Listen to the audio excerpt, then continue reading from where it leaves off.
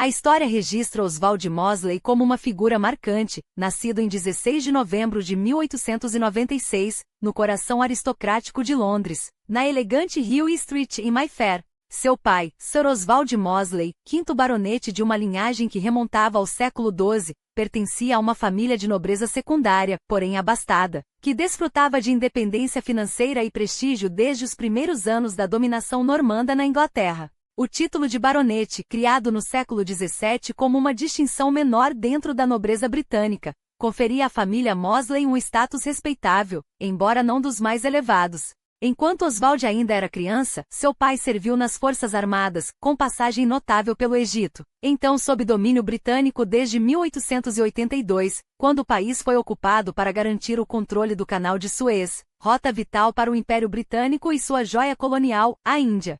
Sua mãe, Catherine Maud Edwards Etcourt, também descendente de uma família aristocrática com fortes laços militares, trouxe consigo não apenas sangue nobre, mas uma fortuna considerável.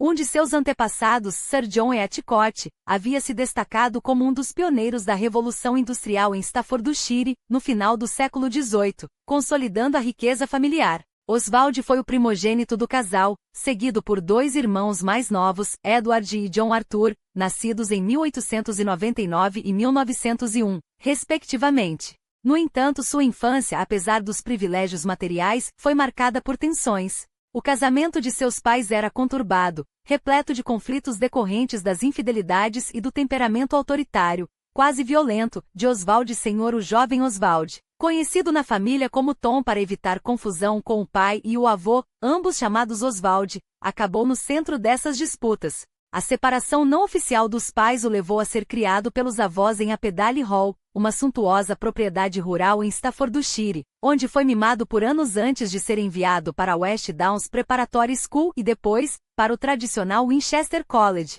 Fundado no século XIV, Winchester era uma instituição de elite, um trampolim para Oxford em uma época em que o destino educacional de um jovem britânico era ditado por sua classe social. Lá, Mosley se destacou nos esportes, revelando talento excepcional como boxeador e especialmente como esgrimista, uma habilidade que em outras circunstâncias, poderia tê-lo levado a uma carreira profissional. Aos 16 anos, no entanto, ele tomou um caminho diferente. Em vez de seguir para Oxford, como era comum entre seus pares, optou pela Royal Military College, em Sandhurst. Desde o século XIX, era tradição que os filhos da nobreza britânica servissem nas Forças Armadas ou na Marinha, reforçando o poderio do Império. Mosley não foi exceção, ingressando em Sandhurst em 1913. Mas seu temperamento rebelde logo se tornou evidente. Conhecido por seu gênio difícil, envolvendo-se em brigas e embriaguez, foi expulso da academia em meados de 1914 após participar de uma rixa que resultou em uma fratura no tornozelo direito. O destino, no entanto, lhe deu uma segunda chance. Poucas semanas depois, o assassinato do arquiduque Francisco Ferdinando, em Sarajevo, deflagrou a Primeira Guerra Mundial. Com a mobilização geral, Mosley foi reintegrado ao exército e designado para o 16º Regimento de Lanceiros da Rainha, uma unidade de cavalaria que logo seria enviada à França, onde se travariam os combates mais sangrentos do conflito. A guerra também marcou o nascimento da aviação militar. Embora o primeiro voo dos irmãos Wright datasse de apenas 1903, as potências beligerantes logo perceberam o potencial dos aviões, primeiro como ferramentas de reconhecimento e depois, como armas para romper o impasse nas trincheiras. Mosley, fascinado pela nova tecnologia, alistou-se no nascente Royal Flying Corps e iniciou seu treinamento como piloto. Sua passagem pela aviação, porém, foi breve e desastrosa. Em maio de 1915, enquanto exibia suas habilidades para a mãe em Choreon, sofreu um acidente que fraturou novamente o tornozelo direito, a mesma perna lesionada em Sandhurst. A dupla fratura agravou a lesão, comprometendo sua recuperação total. Teimoso, ele voltou às trincheiras antes da cura completa, o que piorou ainda mais o quadro. Em 1916, médicos o advertiram. Se não retornasse à Inglaterra para tratamento, corria o risco de perder a perna. Mosley obedeceu, mas o dano era irreversível. Pelo resto da vida, caminharia com uma leve mancadeira. Mesmo assim, seu breve período na linha de frente, incluindo a participação na Batalha de Loos, no outono de 1915, onde desmaiou de dor, lhe rendeu certo respeito nos círculos políticos e aristocráticos. Com o fim da guerra, sua coragem e o sacrifício físico chamaram a atenção de líderes do Partido Conservador, que o convidaram a disputar as eleições gerais de 1918. Eleito pelo distrito de Arrow em uma campanha praticamente sem oposição, Mosley entrou para o parlamento aos 22 anos, tornando-se seu membro mais jovem. Sua eloquência logo diferenciou. Enquanto muitos colegas entregavam discursos monótonos, ele cativava a plateia com uma oratória afiada e persuasiva. Reeleito em 1922, Mosley consolidou sua carreira política nos anos seguintes. Paralelamente, sua vida pessoal ganhou novos contornos quando, no final da década de 1910, iniciou um relacionamento com Cynthia Blanche Curzon, filha de George Curzon, uma figura imponente da política britânica. Curzon havia sido vice-rei da Índia entre 1899 e 1905, liderado o Air Board durante a guerra e em 1919, assumirá como secretário de Relações Exteriores. Sua influência era inegável, e o vínculo com sua filha abriria portas para Mosley em um mundo onde conexões e linhagem ainda ditavam o poder. Lord Curzon, então membro da Câmara dos Lordes e uma das figuras mais influentes do Império Britânico, não era ingênuo. Sabia que Mosley, ambicioso e calculista, via em Cynthia não apenas uma companheira, mas um passaporte para o círculo mais exclusivo da elite britânica. Aquele onde riqueza, poder e influência se entrelaçavam como fios de um tecido indestrutível. Ainda assim, contra todas as suspeitas, deu sua bênção. Em maio de 1920, o casamento foi celebrado com pompa, selando uma união que, à primeira vista, parecia destinada a consolidar dinastias. Nos primeiros anos, a fachada de estabilidade familiar foi mantida com o nascimento de Vivian e Nicholas, e após uma lacuna de mais de uma década, o inesperado Michael, em 1932. Mas por trás das aparências, o casamento era um redemoinho de escândalos que abalaria até mesmo os Curzon, acostumados às intrigas da alta sociedade. Mosley, incapaz de se conter, envolveu-se em casos que ultrapassavam os limites do aceitável e primeiro com Alexandra, a irmã mais nova de Cynthia, e depois com Grace Curzon, sua própria sogra viúva de Lord Curzon desde 1917. Essas traições não eram meros deslizes, mas atos de uma audácia moral tão chocante que até mesmo em um meio onde infidelidades eram toleradas, elas soavam como um ultraje. E no entanto, apesar do caos doméstico, Cynthia e Oswald compartilhavam uma sintonia intelectual e política que os unia além das convenções. Ela, uma simpatizante do movimento trabalhista e mais tarde, uma admiradora de Leon Trotsky, cuja luta contra Stalin a fascinava, exerceu sobre Mosley uma influência que o levou a repensar suas próprias convicções. Os anos 1920 marcariam sua guinada à esquerda, um movimento que culminaria em um gesto ousado. Em 1922, ele cruzou o plenário, abandonando os conservadores para 2 anos depois filiar-se ao Partido Trabalhista. A decisão não foi meramente simbólica. Mosley rompeu com a tradição familiar e com o establishment que o criará, motivado por uma repulsa crescente à forma como o governo britânico conduzira a guerra de independência da Irlanda. As atrocidades cometidas pelas milícias Black and Tans, recrutas brutais enviados para esmagar a resistência irlandesa, o horrorizaram. Sua visão econômica, por sua vez, já não se alinhava ao conservadorismo rígido. O trabalhismo naquele momento parecia oferecer o espaço ideal para suas ideias reformistas.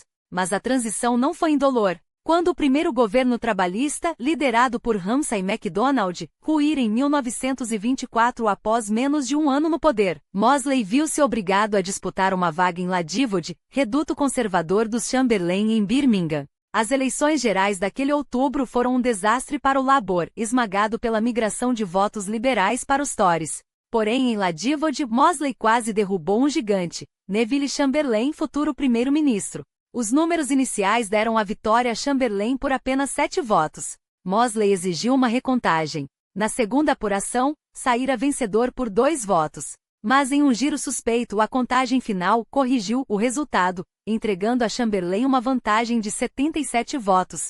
A derrota foi amarga, mas o susto dado a Chamberlain foi tão grande que nas eleições seguintes, ele preferiu migrar para o seguro distrito de Edgbaston.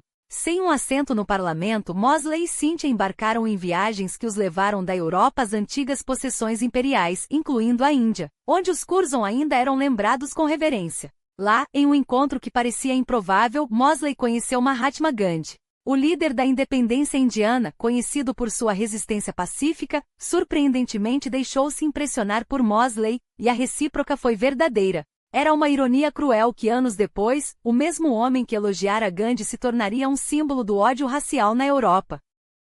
Enquanto isso, em Londres, o Partido Trabalhista ansiava pelo retorno de um de seus oradores mais brilhantes. A oportunidade surgiu em 1926, quando uma vaga em Smethwick, Staffordshire, terra natal de sua mãe, abriu caminho para seu regresso. Mosley venceu a eleição em dezembro daquele ano, reingressando em Westminster com ainda mais determinação. 2 anos depois, a morte de seu pai o elevou a Sir Oswald Mosley, 6º baronete da família. Os anos seguintes foram de ascensão meteórica dentro da sombra do governo trabalhista, enquanto os conservadores dominavam o parlamento após sua vitória em 1924. Mas tudo mudaria em maio de 1929, na chamada Eleição das Flappers, a primeira em que mulheres com mais de 21 anos puderam votar. O clima era de tensão, a economia britânica já dava sinais de esgotamento, o desemprego crescia, e o espectro de uma crise global pairava no ar. O Labour, capitalizando o descontentamento, avançou sobre os conservadores, e MacDonald voltou a Downing Street à frente de um governo minoritário. Mosley, que sonhava com um cargo de peso, teve de contentar-se com o posto simbólico de chanceler do Ducado de Lancaster, uma função burocrática ligada à administração dos bens da coroa. MacDonald, no entanto, não queria desperdiçar seu talento. Reconhecendo nele um potencial líder do partido, e até mesmo um futuro primeiro-ministro, delegou-lhe missões informais para combater o desemprego. Mas Mosley esbarrava, a cada passo, na resistência dos veteranos do Labour, homens que há décadas moldavam a política econômica do partido e viam nele um arrivista perigoso. A frustração o corrói. Ele sabia que o tempo não estava a seu favor. E então, no outono de 1929, o mundo desabou. Após meia década de crescimento acelerado, enquanto a Europa se reconstruía dos escombros da Grande Guerra e das revoluções que se seguiram, a economia global superaqueceu. Em outubro, a Bolsa de Nova York entrou em colapso, arrastando consigo fortunas, nações e sonhos. A Grande Depressão havia começado, e com ela, o destino de Oswald Mosley tomaria um rumo que nem mesmo seus maiores críticos poderiam prever. O colapso não foi apenas econômico, foi uma fratura civilizacional. Uma era de estagnação e desespero se abateu sobre o mundo, ceifando empregos aos milhões e mergulhando nações como a Grã-Bretanha, a Alemanha e os Estados Unidos em um nível de privação que ainda hoje serve como advertência sombria. A fome não era uma metáfora, era uma realidade que se espalhava pelas ruas de Londres, Berlim e Chicago, enquanto famílias inteiras viam seus futuros desmoronarem como castelos de cartas. Mas a Grande Depressão não se limitou a devastar vidas, ela reescreveu o próprio mapa político da Europa. Governos moderados, incapazes de oferecer respostas à altura da crise, ruíram como peças de dominó. E no vazio deixado por eles surgiram as sombras dos extremos, a esquerda, o espectro da Revolução Comunista, a direita, o apelo sedutor de uma nova ordem, radical e implacável. Para Oswald Mosley, aquele era o momento da verdade. O Partido Trabalhista, ao qual ele dedicara anos de militância, revelava-se tão paralisado quanto os conservadores que antes desdenhara. Enquanto a Grã-Bretanha afundava, seus líderes discutiam meias medidas, receosos de romper com o status quo que o sustentava. Mosley, porém, nunca fora homem de meias medidas. Em 1930, com a precisão de um cirurgião diante de um paciente à beira da morte, ele redigiu o que ficaria conhecido como Memorando Mosley, um plano ousado, quase visionário, para ressuscitar a economia britânica. Suas propostas eram um coquetel explosivo, tarifas protecionistas para blindar a indústria nacional, a substituição de importações europeias por produtos do Império Britânico, a nacionalização de setores estratégicos e, acima de tudo, uma reforma educacional que prometia forjar uma nova classe média, instruída e dinâmica. Era, em essência, o esboço de um Estado que não apenas regulava, mas dirigia a economia, apostando no conhecimento como moeda do futuro. O mais surpreendente? O documento não foi ignorado. Pelo contrário, economistas de peso como John Maynard Keynes, o próprio arquiteto das teorias que salvariam o capitalismo décadas depois, elogiaram sua audácia. Até mesmo analistas conservadores meio século mais tarde, o resgataram do esquecimento como possível antídoto para a recessão dos anos 1990. Havia no memorando uma lógica implacável, ou a Grã-Bretanha se reinventava, ou seria engolida pela maré da história. Mas Mosley já sabia que o Partido Trabalhista jamais abraçaria suas ideias. Para eles, suas propostas eram heresia, para ele, a heresia era a inação. Em 1931, rompeu definitivamente com o Labour e fundou o New Party, não um refúgio para dissidentes, mas um exército para sua cruzada. Meia dúzia de parlamentares o seguiu, atraídos pela promessa de um novo começo. Porém, o destino do New Party seria tão efêmero quanto um relâmpago. Em menos de um ano, Mosley o dissolveria para dar lugar a algo muito mais ambicioso, a British Union of Fascists, BUF, lançada em 1932. Enquanto isso, a Europa ardia. A depressão não era apenas uma crise econômica, era um terreno fértil para o desespero político. O medo do comunismo, alimentado pelo espectro da União Soviética, e a humilhação de nações como a Alemanha, esmagada pelo Tratado de Versalhes, criavam um caldo de cultura perfeito para soluções radicais. O fascismo, naquele momento, não era ainda o monstro que a história o transformaria. Para muitos era uma terceira via, nem o capitalismo falido, nem o comunismo sangrento, mas um sistema que prometia unificar a nação sob uma bandeira de ordem, progresso e, crucialmente, justiça social. Corporativismo chamavam-no, uma fusão de nacionalismo e preocupação com o bem-estar das classes trabalhadoras, onde patrões e operários, intelectuais e camponeses, marchariam lado a lado em nome da grandeza nacional. Não por acaso, a década de 1930 viu essa ideologia se espalhar como fogo em palha seca. Na Itália, Mussolini já governava há uma década. Na Alemanha, Hitler ascendia com promessas de restaurar a dignidade perdida. Em Portugal e Espanha, Salazar e Franco erguiam ditaduras corporativistas. Até na Irlanda, onde o fascismo nunca chegou ao poder, movimentos como os Blairshirts flertavam com o autoritarismo, contagiados pelo mesmo espírito da época. Quando Mosley lançou a BUF, não estava inventando nada, estava adaptando. E para muitos britânicos desiludidos, sua mensagem soava menos como uma ameaça do que como uma salvação. Mas a política não era seu único campo de batalha. Enquanto a BUF ganhava forma, a vida pessoal de Mosley entrava em colapso. Seu casamento com Cynthia, já abalado por anos de infidelidades, desmoronava definitivamente. O objeto de sua obsessão, agora, era Diana Mitford, herdeira de uma das famílias mais aristocráticas da Inglaterra, tão brilhante quanto rebelde, tão fascinada por ideologias extremas quanto ele. Casada com Brian Guinness da dinastia da cerveja, Diana rompeu os laços do matrimônio em 1932, selando seu destino ao de Mosley. A morte de Cynthia em 1933, vítima de uma infecção pós-cirúrgica aos 34 anos, removeu o último obstáculo. Livres, eles se tornaram o casal mais notório e notório da direita britânica. Ela, uma convertida fervorosa à causa fascista. Ele, o profeta de um novo ordem.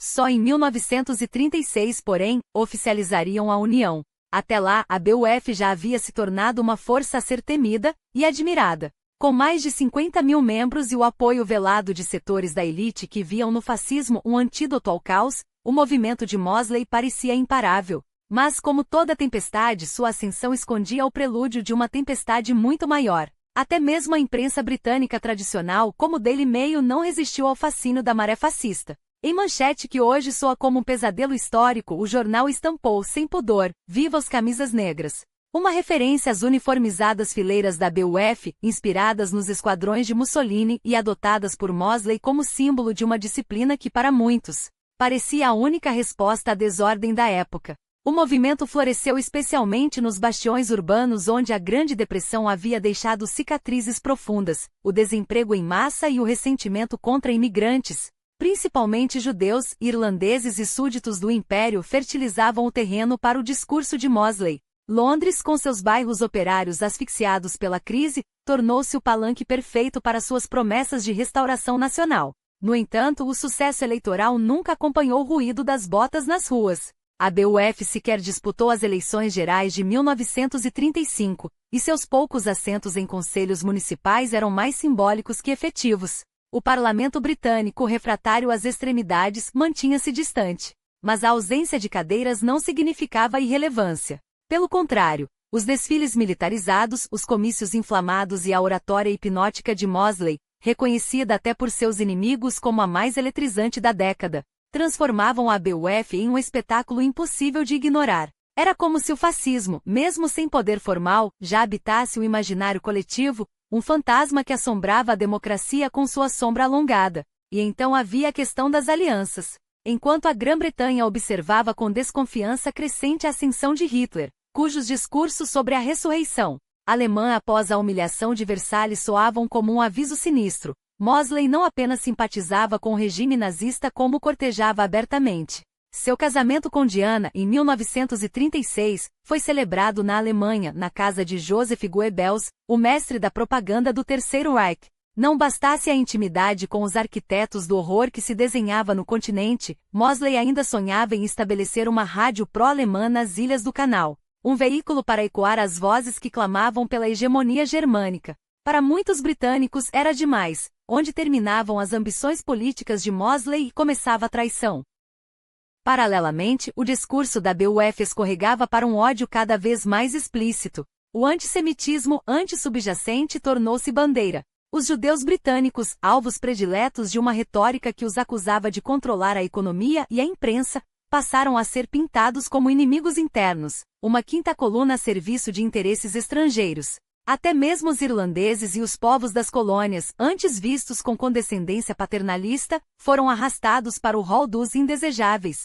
O Mosley dos anos 1930 já não tinha nada do reformista liberal dos anos 1920. Em seu lugar, erguia-se um demagogo que bebia nas fontes mais turvas do fascismo europeu. O estopim veio em 4 de outubro de 1936, no East End londrino. Naqueles becos onde o cheiro de peixe seco se misturava ao suor dos estivadores, Mosley planejou uma marcha triunfal. Colunas de camisas negras avançariam da Torre de Londres até Bethnal Green, com discursos inflamados para coroar a demonstração de força. Mas o East End não era território conquistado. Judeus, comunistas, sindicalistas e irlandeses, grupos que, apesar de suas divisões, reconheciam no fascismo uma ameaça comum, ergueram barricadas em Cable Street. Tijolos, móveis velhos e até carcaças de carros foram empilhados para bloquear a passagem dos fascistas. A polícia, em um esforço para evitar um banho de sangue, prendeu mais de 100 manifestantes, mas o recado estava dado. Londres não se dobraria sem luta. O episódio foi um divisor de águas. Uma petição contra a marcha reuniu mais de 100.000 assinaturas e o governo, pressionado, aprovou o Public Order Act de 1936, proibindo desfiles paramilitares e o uso de uniformes políticos nas ruas. Era um golpe simbólico contra a BUF, mas a lei chegava tarde para conter a maré que já inundava a Europa. Enquanto Mosley tentava se reerguer, o continente ardia. Na Alemanha, Hitler rasgava o Tratado de Versalhes com a mesma facilidade com que seus tanques esmagavam as fronteiras. Em 1938, a Anschluss engoliu a Áustria, e a Conferência de Munique entregou a Hitler os Sudetos, sob a ilusão de que os saciaria. A Grã-Bretanha e a França, ainda sonâmbulas, advertiram que qualquer nova agressão levaria à guerra. Mas as advertências soavam ocas diante da máquina de guerra nazista que já mirava sua próxima vítima, a Polônia. Enquanto isso, Mosley insistia em seu delírio. Em julho de 1939, no Earl's-Court, diante de 30.000 seguidores, a maior concentração política sob um mesmo teto na história britânica, ele vociferou contra uma conspiração judia que, segundo ele, arrastava a Grã-Bretanha para uma guerra desnecessária. Os verdadeiros inimigos, garantia, não estavam em Berlim, mas nos bancos de Londres e nas redações dos jornais. Era a prova definitiva de que seu fascismo já não tinha máscara, adotará sem pudor o antissemitismo virulento e as teorias conspiratórias que alimentavam o regime de Hitler. Mas a história, como sempre, seguia seu curso implacável. Em março de 1939, Hitler ocupou o resto da Tchecoslováquia e, em agosto, o Pacto Molotov-Ribbentrop selou a aliança monstruosa entre nazistas e soviéticos. A Polônia estava condenada. Quando os tanques alemães cruzaram a fronteira em 1º de setembro, Londres e Paris declararam guerra. Começava o segundo ato de uma tragédia que já durava anos, e Mosley, sem saber, dançava em cima de um vulcão. A invasão da França, tão temida quanto inevitável, arrastou Mosley para um abismo do qual não haveria retorno. Em uma Grã-Bretanha agora em guerra total, sua posição era insustentável. Líder do fascismo britânico, homem que tecerá laços públicos e inegáveis com o regime de Berlim, ele se transformará, aos olhos do país, no equivalente britânico de Vidkun Quisling, aquele traidor norueguês que, após fundar seu partido fascista em 1933, entregará a nação de mãos beijadas aos nazistas em 1940, tornando-se o fantoche de um governo de ocupação. Mosley carregava agora o mesmo estigma, o de um quinto colunista em potencial, pronto a abrir as portas da Grã-Bretanha para a Wehrmacht, assim como Quisling fizera com a Noruega. E no entanto, em meio ao caos de 1939 e início de 1940, havia quem visse nele não um risco, mas uma peça útil. Nos bastidores do poder circularam vozes, algumas dentro do próprio governo, defendendo um acordo com Hitler, uma paz negociada que unisse Londres e Berlim contra o verdadeiro inimigo, a União Soviética e os movimentos radicais de esquerda. Mosley, com seu discurso de paz honrosa, posicionava-se como o intermediário ideal, o homem que poderia sentar à mesa com os nazistas e trazer de volta uma trégua antes que a guerra consumisse a Europa. Suas ambições, porém, espatifaram-se em questão de semanas, no fatídico maio de 1940. O colapso começou com a queda de Neville Chamberlain, seu antigo rival dos tempos da eleição de 1924, arrastado para fora do cargo pela pressão de uma nação que já não acreditava em sua liderança hesitante. Em seu lugar, assumiu Winston Churchill, o mesmo Churchill que durante toda a década de 1930, alertara em vão sobre a ameaça nazista e que agora, com a determinação de um homem que enxerga o abismo à frente, jurara lutar até a última gota de sangue britânico. No mesmo dia em que Churchill tomou posse, 10 de maio, as divisões blindadas alemãs rompiam a neutralidade belga e avançavam como uma maré negra sobre o nordeste da França. O que se seguiu foi um desastre de proporções bíblicas. A Blitzkrieg esmagou as defesas francesas, o corpo expedicionário britânico foi empurrado até as praias de Dunkerque, e a Europa Ocidental ruía como um castelo de cartas. Com a França de joelhos e a sombra de uma invasão alemã pairando sobre a costa inglesa, o governo britânico agiu. Em fins de maio, Mosley foi preso sob a Defense Regulation 18b, uma lei de exceção aprovada em setembro de 1939 que permitia a detenção sem julgamento de supostos inimigos do Estado. O alvo principal? A União Britânica de Fascistas e os nacionalistas irlandeses que ainda sonhavam com a reunificação da ilha. Mosley passaria os 3 anos seguintes atrás das grades, não como um criminoso condenado, mas como um homem cuja própria existência se tornará uma ameaça à coesão nacional em tempos de guerra. Curiosamente, suas condições não foram tão duras quanto poderiam ter sido. E aqui a ironia da história revelava seu rosto mais cruel. O homem que o mantinha preso, Winston Churchill, fora outrora seu admirador. Nos anos 1920, antes que suas trajetórias divergissem para extremos opostos do espectro político, Churchill via em Mosley um talento brilhante, um estadista em potencial. Agora, mesmo como prisioneiro, Mosley desfrutava de privilégios incomuns. Foi enviado para a prisão de Royal Holloway, onde as condições eram quase confortáveis. Sua esposa, Diana, detida em julho de 1940 após dar à luz seu filho Max, acabou autorizada a juntar-se a ele, uma concessão que, segundo rumores, teria sido facilitada pela própria Clementine Churchill. A razão? Um segredo de família escandaloso. A mãe de Clementine, Blanche, era conhecida por seus casos extraconjugais, e corria o boato de que o verdadeiro pai de Clementine não era seu marido oficial, mas Algernon Bertrand Freeman Mitford, o avô de Diana Mosley.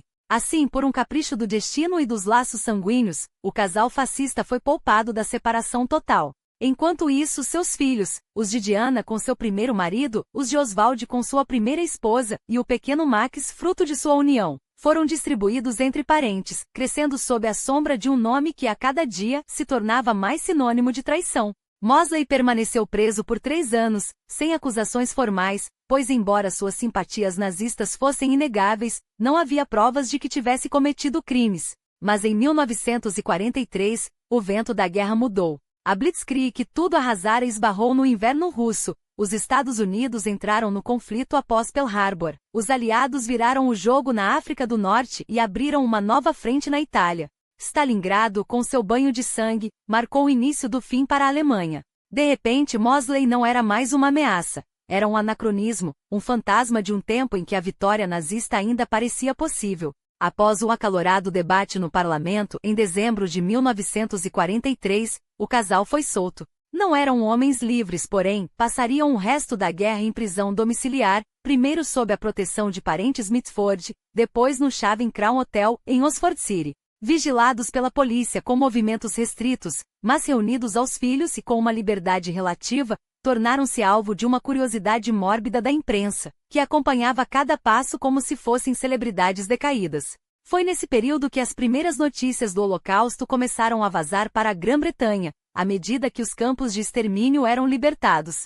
6 milhões de judeus, centenas de milhares de ciganos, prisioneiros políticos e outros indesejáveis haviam sido sistematicamente assassinados pela máquina nazista. Mas Mosley, mesmo diante desse horror, nunca recuou. Não houve arrependimento por seu flerte com o fascismo nos anos 1930, nem por o antissemitismo que impregnara seu movimento. Pior, nos anos seguintes, ele se tornaria uma das vozes mais ativas na Grã-Bretanha a minimizar o Holocausto, sugerindo que fora obra de elementos descontrolados, dentro das SS, e não uma política deliberada de Hitler e da cúpula nazista. Quando a guerra terminou em maio de 1945, Mosley saiu da prisão domiciliar sem nada que o detivesse, exceto, talvez, o peso de sua própria história. Mas a história não se contentaria em deixá-lo desaparecer nos bastidores. Mosley, afinal, não era homem de viver na sombra, muito menos de aceitar que seu legado fosse enterrado pelo peso das derrotas. Se a Grã-Bretanha pós-guerra o recebia com desconfiança, se os jornais ainda o retratavam como um traidor, se até mesmo antigos aliados o evitavam por medo de contaminação política, pouco importava. Ele tinha um plano. E, como sempre, um discurso pronto para justificá-lo. Em vez de se recolher à vida privada, opção que, dado seu patrimônio e suas conexões aristocráticas, teria sido mais do que confortável, Mosley escolheu fazer exatamente o contrário, reerguer-se. Já em 1946, enquanto a Europa ainda contabilizava seus mortos e a memória do Holocausto ainda queimava viva, ele publicou My Answer, Minha Resposta, um livro que não era apenas uma autobiografia, mas uma tentativa descarada de reescrever a história. Nele, apresentava-se como um patriota britânico, vítima de uma campanha de difamação orquestrada por inimigos políticos. Sua tese? Que ninguém em sã consciência poderia ter previsto os horrores que se seguiriam a 1939, como se o antissemitismo virulento de seu próprio movimento, as marchas paramilitares e as alianças com regimes fascistas fossem meros mal-entendidos de uma época confusa. Para sustentar essa fábula, recorria a um argumento cínico. Se ele era culpado por ter simpatias pelo nazismo nos anos 1930, então o mesmo valeria para figuras como David Lloyd George, o herói da Primeira Guerra, ou até mesmo para o ex-rei Eduardo VIII, cujo flerte com Hitler era notório. Era uma estratégia calculada, diluir sua culpa em um mar de cumplicidades, como se a traição fosse um esporte nacional. Mas Mosley não se contentaria apenas com palavras. Em 1948 fundou a Union Movement, Movimento da União, uma reencarnação disfarçada de seu antigo fascismo, agora vestida com roupagens supostamente modernas. O discurso econômico seguia corporativista, a retórica nacionalista continuava inflamada e o antissemitismo, embora menos explícito, persistia, especialmente quando Mosley tentou capitalizar politicamente o conflito no Levante, onde o movimento sionista, em resistência ao mandato britânico, era pintado como uma ameaça à ordem colonial. Mas foi em sua nova obsessão que ele encontrou um disfarce perfeito, o pan-europeísmo. Em The Alternative, a Alternativa, lançado em 1947, e depois em Europe, Faith and Plan, Europa, Fé e Plano, Mosley apresentava uma teoria que à primeira vista soava quase visionária. A Europa, argumentava, estava destinada a se unificar, seguindo uma marcha histórica iniciada séculos antes, com a formação de grandes nações a partir de feudos medievais.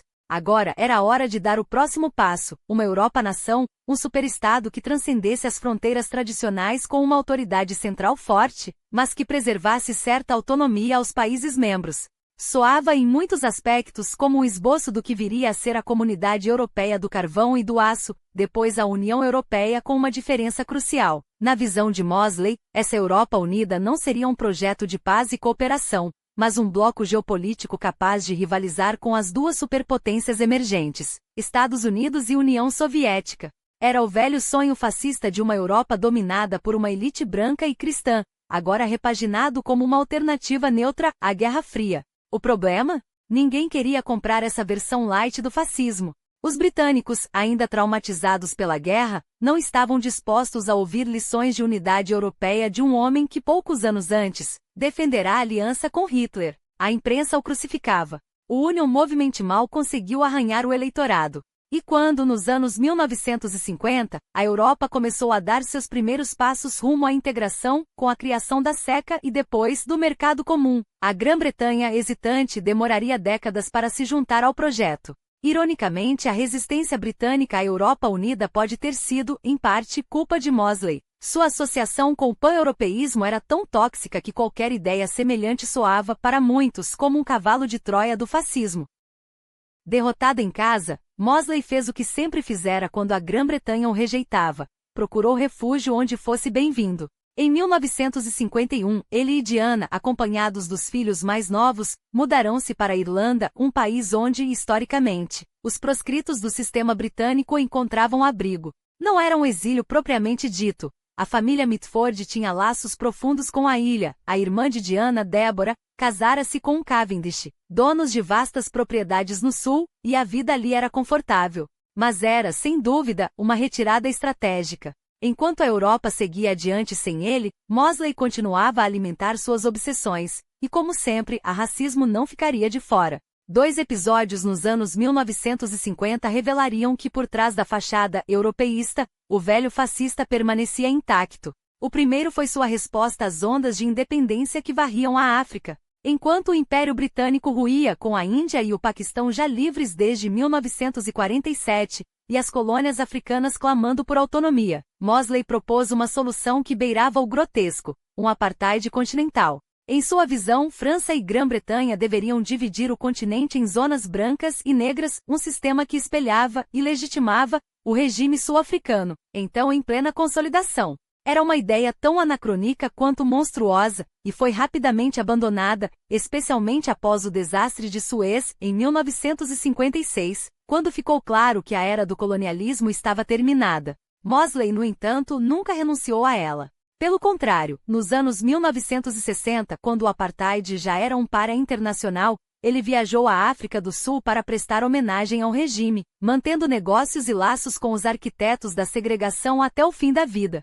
O segundo episódio foi ainda mais revelador e mais próximo de casa. Na Grã-Bretanha do pós-guerra, a escassez de mão de obra levará o governo a recrutar milhares de trabalhadores das colônias, especialmente do Caribe. A chegada do Empire Vindrus em 1948, com centenas de imigrantes jamaicanos, marcará o início de uma nova era, a da Vindrus Generation, que reconstruiria o país. Mas para Mosley essa era uma invasão.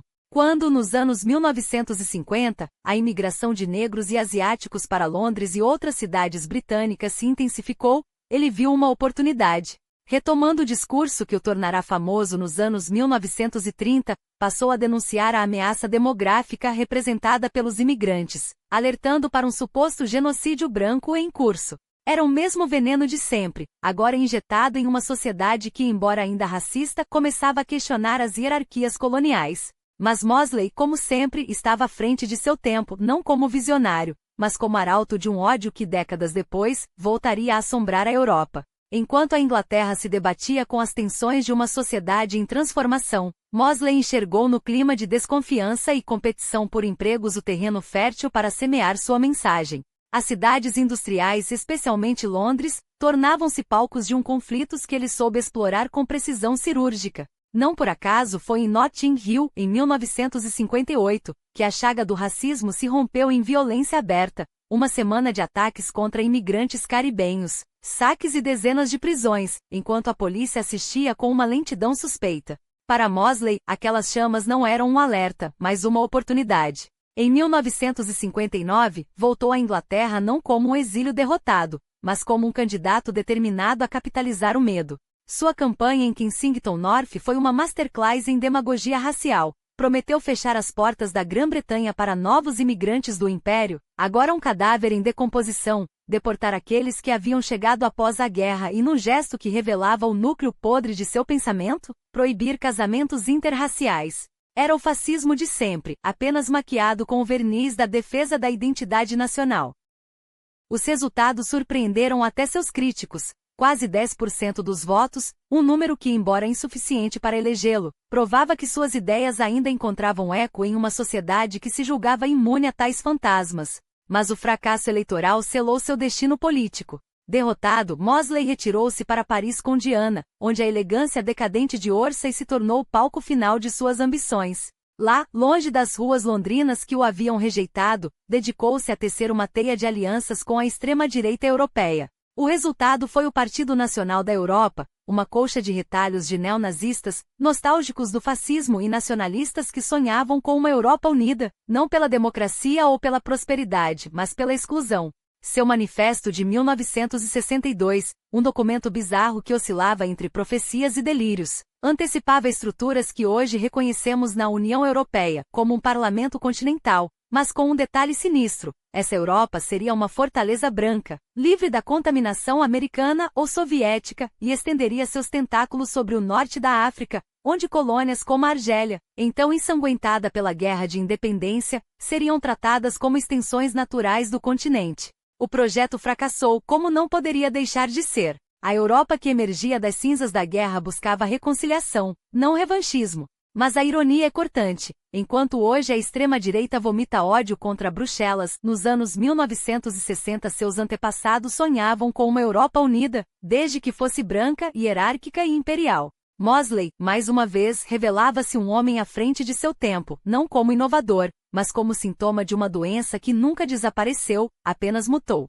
Os últimos anos foram de declínio físico e intelectual. Em 1966, uma derradeira tentativa eleitoral terminou em humilhação, menos de 5% dos votos, um veredicto claro de que a Inglaterra o havia esquecido.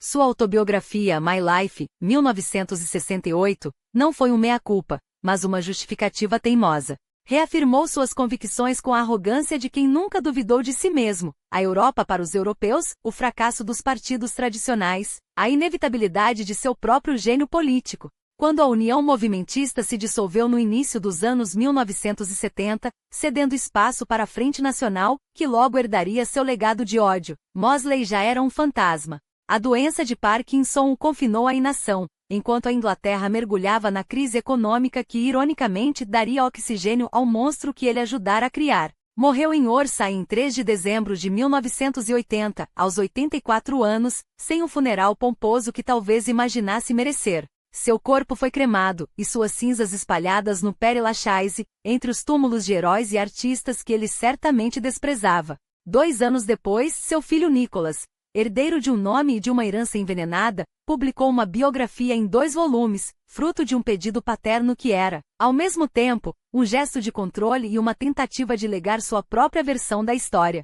O retrato que emergiu foi o de um homem contraditório: o pai afetuoso e o demagogo impiedoso, o intelectual brilhante e o racista intransigente, o europeísta visionário e o apologista do apartheid. Dizer que Mosley foi apenas um quinta coluna do nazismo em solo britânico é simplificar demais. Seu fascismo tinha matizes próprios, menos brutal que o de Hitler, mas não menos perigoso em sua essência, um corporativismo que seduzia economistas respeitáveis, um pan-europeísmo que antecipava e pervertia o sonho de união continental, uma retórica que misturava modernidade com atavismo. No entanto, nenhuma nuance apaga o fato de que ele pregou, e nunca renunciou, uma hierarquia racial que via nos judeus um problema e nos negros uma ameaça. Sua visão para a África não era de libertação, mas de uma segregação em escala continental, um apartheid ampliado onde milhões viveriam como cidadãos de segunda classe sob o jugo europeu. A história, como sempre, resiste a juízos simplistas. Mosley foi um espelho distorcido de sua época, um homem que enxergou as fraturas da democracia e, em vez de curá-las, tentou explodi-las. Seu legado não é o de um líder que quase conquistou o poder, mas o de um profeta do ódio cujas ideias, como um vírus, sobrevivem em mutações cada vez mais insidiosas. Hoje, quando a Europa volta a debater fronteiras, identidade e migração, seu fantasma ainda sussurra nos discursos daqueles que, como ele, transformam o medo em moeda política. A pergunta não é apenas quem foi Oswald Mosley, mas porque seu veneno ainda encontra solo fértil.